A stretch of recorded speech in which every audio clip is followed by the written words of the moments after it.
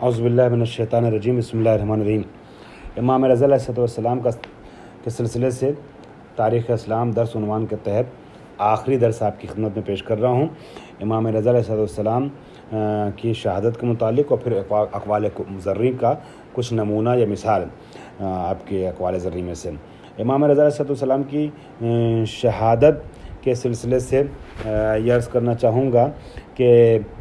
مختلف طریقے کی روایتیں ہیں اس سلسلے میں، اور کس چیز سے شہید کیا گیا، انار سے یا انگور سے یا کسی اور چیز سے، اس میں بھی الگ الگ روایتیں ذکر ہوئی ہیں۔ لیکن سب سے معتبر اور مشہور روایت، جیسا کہ میں نے عرض بھی کیا کہ جہاں پہ اختلاف روایات ہو جائے وہاں پہ ہمارے لیے معیار جو ہے وہ شیخ مفید کی کتاب الارشاد ہے۔ تو مشہور ترین روایات جو ہے وہ انار کی روایت مشہور ترین روایات میں سے انار کی روایت ہے کہ امام رضا علیہ السلام کو آخر سفر کے آخری تاریخ میں مامون کے ذریعے سے شہید کیا گیا تھا، اور ہمارے یہاں بر صغیر میں 17 سفر بھی کافی مشہور ہے، اور مڈل ایسٹ میں جو ہے وہ ایران عراق وغیرہ میں جو ہے وہ آخر سفر کی روایت زیادہ مشہور ہے، زیادہ شہرت رکھتی ہے، یعنی 29 سفر یا 30 سفر۔ بہرحال تو شہادت کا بڑا تفصیلی واقعہ ہے اور بڑی تفصیلی باتیں ہیں شہادت کے پہلے کی، شہادت کے بعد کی، مگر اس تفصیل میں نہ جا کر کے میں صرف ایک واقعے کی طرف اشارہ کر رہا ہوں کہ امام کی شہادت کے سلسلے میں سب سے مشہور روایت اور معتبر روایت جو ہے وہ عبداللہ بن بشیر کی ہے۔ عبداللہ بن بشیر نے ایک واقعہ نقل کیا ہے کہ میرے ذریعے سے کس طریقے سے مامون نے امام کو زہر دلوایا اور کس طریقے سے امام جو ہیں وہ شہید ہوئے ہیں، اور خود عبداللہ بن بشیر کی باتوں سے لگتا ہے کہ جیسے اس کے اوپر بھی پورا امر جو ہے روشن نہیں تھا امام کی شہادت سے پہلے، اور وہ یہ کہتا ہے کہ میرے ذریعے سے جو کام مامون نے کروایا ہے امام کے لیے، میں امام رضا کہہ رہا ہوں، امام کے لیے، اس کام کے 2 دن کے بعد وہ دنیا سے رخصت ہو گئے ہیں۔ اور میں چاہتا ہوں یہاں پر بجائے ترجمے کے بہت مختصر کرتے ہوئے اصل عبارت شیخ مفید کی پڑھ دیتا ہوں۔ پچھلے درس میں امام کے مناظرات کی گفتگو حالانکہ میں نے بڑی جلدی اور ایک متن کی قرأت کے طور پہ پڑھتے ہوئے آپ کے حوالے کیا، زیادہ تحقیق میں اور زیادہ گہرائی میں نہیں گیا، پھر بھی اچھا خاصا وقت لگ گیا اور 2 جلسوں میں گفتگو مکمل ہوئی۔ لیکن آج کی گفتگو کو میں چاہوں گا کہ بہت جلدی سمیٹ دیا جائے اور آج کے دونوں حصوں کو ایک ہی کلپ میں شامل کر لیا جائے، ایک امام کی شہادت اور دوسرے امام کے اقوال کا ایک نمونہ۔ تو آپ شہادت کے سلسلے سے باقی روایت کو چھوڑتے ہوئے صرف وہی روایت جو زیادہ شہرت رکھتی ہے اس کو پیش کر دیتا ہوں۔ شیخ مفید الارشاد میں تحریر فرماتے ہیں: فذکر محمد بن علی بن حمزہ عن منصور بن بشیر۔ محمد بن علی بن حمزہ منصور بن بشیر سے روایت کرتے ہیں، اور وہ اپنے بھائی عبداللہ بن بشیر سے روایت کرتے ہیں۔ 2 بھائی ہیں، منصور بن بشیر اور عبداللہ بن بشیر۔ منصور بن بشیر کی روایت ہے یہ عبداللہ بن بشیر کے حوالے سے۔ عبداللہ بن بشیر کیا کہتے ہیں؟ قال امرنی المأمون ان اطول اظفاری، کہ مامون نے مجھے حکم دیا کہ میں اپنے ناخنوں کو بڑھا لوں، عن العادت، معمول سے زیادہ بڑھا لوں، ٹھیک ہے، ناخن کچھ بڑا کر لوں، ولا اظہر لأحد ذالک، اور میں اس چیز کو کسی پر ظاہر نہ کروں اس بات کو، ففعلت، میں نے ایسا ہی کیا، ثم استدعانی، پھر اس نے مجھے بلایا، فاخرج الی شیئا شبہ تمر الہندی، پھر اس نے تمر ہندی سے مشابہ ایک چیز مجھے دی۔ تمر ہندی ہم اس کو کہہ سکتے ہیں، ہندی تمر یا کھجور نہیں ہے، اس کو املی کے نام سے بعض لوگوں نے تعبیر کیا ہے، ٹھیک ہے، یا اس طرح کی کوئی چیز اس نے دی، ٹھیک ہے۔ وقال لی عاجن ھذا بیدیک، اور اس نے مجھ سے کہا کہ اس کو اپنے ہاتھ سے خوب مخلوط کر لو، ٹھیک ہے، خوب ملا لو پورا کا پورا۔ ففعلت، تو پھر میں نے ایسے ہی کیا۔ ثم قام وترکنی، پھر وہ اٹھا اور مجھے چھوڑا۔ فدخل علی الرضا، ٹھیک ہے، یا علی الرضا دونوں کہہ سکتے ہیں، علی رضا داخل ہوئے، یا ہم پر علی رضا وہ امام رضا داخل ہوئے۔ فقال، ٹھیک ہے، فقال لہو، پس ان سے کہا کہ ما خبروں کا، کیا حالت ہے تمہاری آپ کی؟ قال ارجو، تو آپ نے فرمایا کہ ارجو ان اکون صالحا، میں امید کرتا ہوں کہ میں ٹھیک رہوں گا، خیریت سے رہوں گا۔ قال لہو، تو اس نے کہا امام سے انا الیوم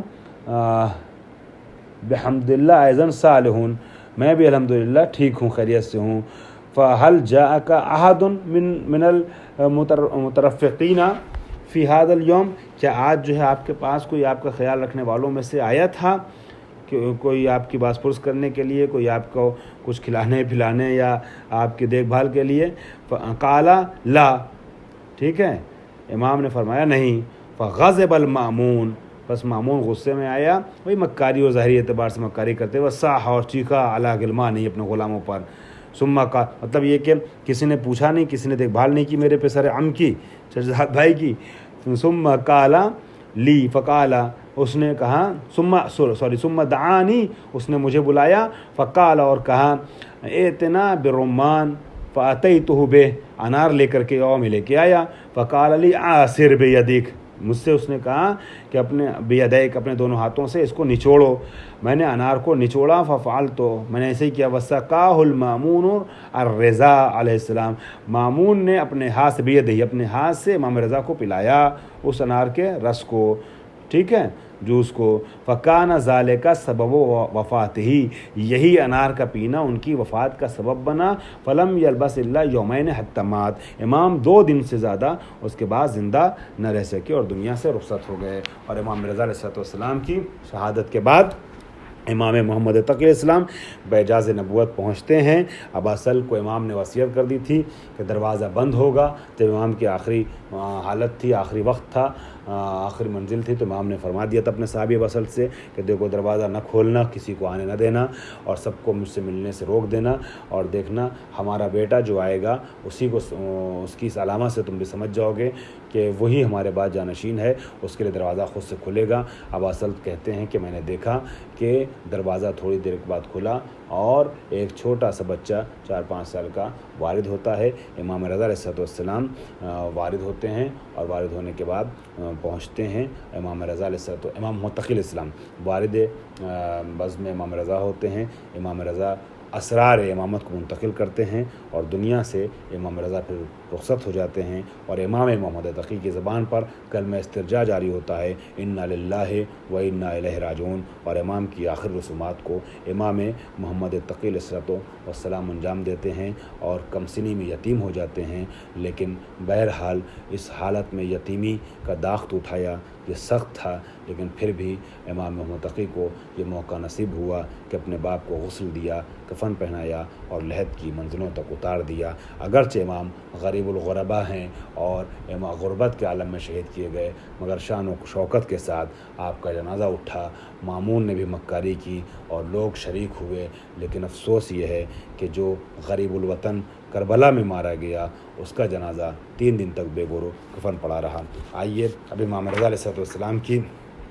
میں 1-2 حدیثیں آپ کے سامنے پیش کرتے ہوئے اپنی اس گفتگو کو مکمل کر دیتا ہوں۔ امام رضا علیہ السلام فرماتے ہیں، لا یکون المؤمن مومنا حتی تکون فیہ 3 خصال، مومن اس وقت تک مومن نہیں ہوتا۔ یہ امام رضا کے متعلق جو 15-16 درس ہوئے ہیں، ان تمام دروس کا ایک نتیجہ اور ماحصل اور پیغام سمجھ کر کے اپنے ذہنوں میں محفوظ رکھیے گا، اور ان حدیثوں کو، دونوں حدیثوں کو جو میں بیان کر رہا ہوں، آپ لوگوں کو یاد کرنا ہے انشاءاللہ۔ اور جیسے امام رضا کی زندگی کے متعلق، زندگی نامے کے متعلق سوال ہو سکتا ہے جب امتحان ہو، تو اسی طریقے سے ان دونوں حدیثوں کے بارے میں بھی پوچھا جائے گا۔ ہر معصوم کی 2-3 حدیثیں کم سے کم ہر طالب علم کو اور ہر طالبہ کو یاد کرنا اور یاد رکھنا چاہیے، اور یہی ایام ہیں آپ کے جو آپ یاد کر لیں۔ ابھی جو یاد کریں گے وہ یاد رہے گا، اگر آپ نے ابھی نہیں یاد کیا تو آگے یاد کرنے میں کچھ دشواری ہو جاتی ہے۔ لہٰذا میں اپنی تمام خواہران سے گزارش کروں گا کہ آپ یہ دونوں حدیث حدیثیں جو میں عرض کر رہا ہوں اس کو اپنے ذہن محفوظ کر لیجئے گا، اور انشاءاللہ جب آپ سے امتحان لیا جائے گا تو آپ اس میں سوال میں ہو سکتا ہے یہ حدیث آ جائے تو آپ حدیث کو ترجمے کے ساتھ تحریر کیجئے گا۔ امام فرماتے ہیں لا یکون المؤمن مومنا حتی تکون فیہ ثلاث خصال، مومن مومن نہیں ہوتا، یا آپ اس کو مؤنث کا صیغہ بنائیں تو مومن جب ایسے موقع بولا جاتا ہے تو اسباب تغلیب بولا جاتا ہے، چاہے مومن یا مومنہ، یعنی مومنہ نہیں ہوتی، اس وقت تک مومن مومن نہیں ہوتا جب تک اس کے اندر 3 خصلتیں نہ پائی جائیں، سنت من ربہ و سنت من نبیہ و سنت من ولیہ، ایک عادت اور خصلت اور سنت اس کے رب کی اس کے اندر ہونی چاہیے، ایک سنت نبی کی ہونی چاہیے، ایک سنت ولی خدا کی ہونی چاہیے۔ اما السنت فاما السنت من ربہ فکتمان سرہ،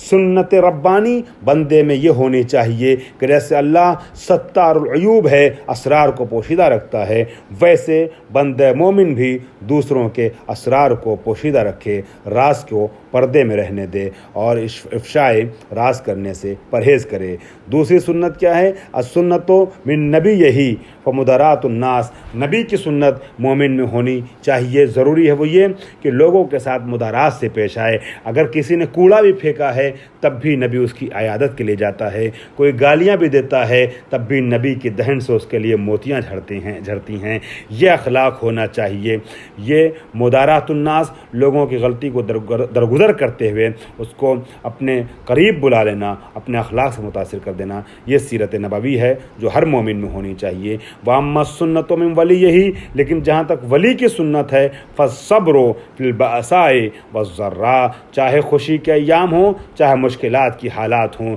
جیسے بھی حالات ہوں صبر کرنا چاہیے مشکلات اور پریشانی کے دور میں، خاص کر کے انسان کے زبان پہ شکوہ نہیں آنا چاہیے بلکہ اس کو امتحان کر سمجھتے ہوئے اس امتحان سے آسانی سے اپنے کو گزار لے جائے اور شکر خدا کرتا رہے۔ دوسری حدیث امام کی یہ ہے کہ المستتر بالحسنۃ یعدل 70 حسنہ، جو نیکی کو چھپاتا ہے اس کو نیکی کے ایک نیکی کے بدلے میں 70 گنا اجر ملتا ہے، یعنی نیکیوں کو کے سلسلے میں ریاکاری نہیں کرنا چاہیے، اگر کسی کو صدقہ دے تو چھپا کے دے، اگر کسی کی مدد کرے تو چھپا کے کرے، کسی کے سلسلے میں کوئی بھی اچھائی کرے، کوئی بھی نیکی کر رہا ہو تو نیکی کو اس طریقے سے اگر چھپا کے کرتا ہے تو اس کے اجر و ثواب میں 70 گنا اضافہ ہو جاتا ہے۔ پھر فرماتے ہیں والمضی بالسیئۃ مخذول، اور جو برائیوں کو لوگوں کے سامنے انجام دیتا ہے، اضاعب سیئہ کرتا ہے، یعنی اس کی ترویج کرتا ہے، لوگوں کے سامنے کرتا ہے، اس کو دیکھیں گے لوگ، دوسرے لوگ بھی تشویق ان کی ہوگی، وہ بھی کرتے ہوئے نظر آئیں گے گناہ، تو جو کھلم کھلا گناہ کرتا ہے، لوگوں کے سامنے گناہ کرتا ہے، وہ مخذول ہوتا ہے، وہ ذلیل و رسوا ہوتا ہے۔ والمستتر بالسیئۃ مغفور لہ، لیکن جو غلطی کر رہا ہے لیکن چھپا کے کر رہا ہے اس کے بخشے جانے کا بہت امکان ہے۔ غلطیاں انسان 2 طریقے سے کرتا ہے، یا لوگوں کے سامنے کرتا ہے یا چھپا کے کرتا ہے۔ جو غلطیاں چھپا کے کرتا ہے، تنہائی میں کرتا ہے، یا وہ جانتا ہے یا اس کا خدا، ان غلطیوں کے بخشے جانے کا امکان بالکل ہے، بہت زیادہ ہے اگر وہ استغفار کر لے اپنے رب سے۔ لیکن جو غلطیاں لوگوں کے سامنے کرتا ہے، گویا لوگوں کو گواہ بنا دیا اپنی غلطی پر، اب اس کے بخشے جانے کا امکان بہت کم ہو جاتا ہے، اس لیے کہ کل وہ اگر کسی اور اپنی نیکی کی وجہ سے معاف کر دیا گیا، اس کی یہ خطائیں جو لوگوں کے سامنے انجام دی ہیں جس پہ لوگوں کو گواہ بنا لیا ہے، اگر اسے معاف کر دیا گیا تو خدائے عادل سے محشر میں کوئی بندہ سوال کر سکتا ہے، خدایا یہی غلطی میں نے کی تھی، مجھے سزا مل رہی ہے، یہی غلطی اس بندے نے کی تھی، اس کو سزا نہیں مل رہی ہے، اسے تو نے معاف کر دیا ہے۔ تو اب ایسے موقع پہ وہ اس کی غلطیاں جو معاف ہو سکتی تھیں وہ معافی کی مستحق نہیں بن پائیں گی، لہٰذا ضروری یہ ہے کہ پہلی بات تو یہ ہے کہ کوئی غلطی نہ کرے انسان، دوسری بات یہ ہے کہ اگر غلطی اور گناہ کر رہا ہے تو اس غلطی پر لوگوں کو گواہ نہ بنائے۔ وآخر دعوانا ان الحمد للہ رب العالمین۔ ہمارا یہ درس امام رضا علیہ السلام کے سلسلے سے آج مکمل ہوتا ہے۔ میں نے جو درس آپ کو دیا یقین جانیے اپنی طرف سے نہایت خلوص اور محبت کے ساتھ دینے کی کوشش کی ہے، اور یہ بھی کوشش کی ہے کہ کم وقت میں بہت سے مطالب آپ تک منتقل کر دیے جائیں، لیکن یہ مانتا ہوں کہ آپ سے ہماری فزیکلی دوری یعنی بالمشافہہ گفتگو نہ ہونا درس کا وہ انداز نہیں لا سکا ہوگا جس انداز کے ہم عادی ہیں اور جس انداز کا ہو سکتا ہے آپ کو انتظار ہو. لیکن پھر بھی کل ما لا یدرک کلہ لا یدرک کلہ کے باب سے میں نے گفتگو کی کہ ہر وہ چیز جس کا سب کچھ حاصل نہیں ہو سکتا اس کا سب کچھ چھوڑا بھی نہیں جا سکتا ہے. گفتگو ہوئی ہے, ہم سمجھتے ہیں یہ گفتگو ہمارے اور آپ کی عبادت کے طور پہ پروردگار عالم کی طرف سے قبول کر لی جائے گی, اور اگر ہماری طرف سے کوئی کوتاہی رہی ہو تو میں اپنے رب سے بھی معذرت چاہتا ہوں اور امید کرتا ہوں آپ بھی بزرگواری کرتے ہوئے ہماری کمیوں کو انشاءاللہ درگزر فرمائیں گی اور انشاءاللہ ہمارے حق میں دعا کریں گی انشاءاللہ. خواہران اب اگلا جلسہ جو ہوگا وہ امام محمد تقی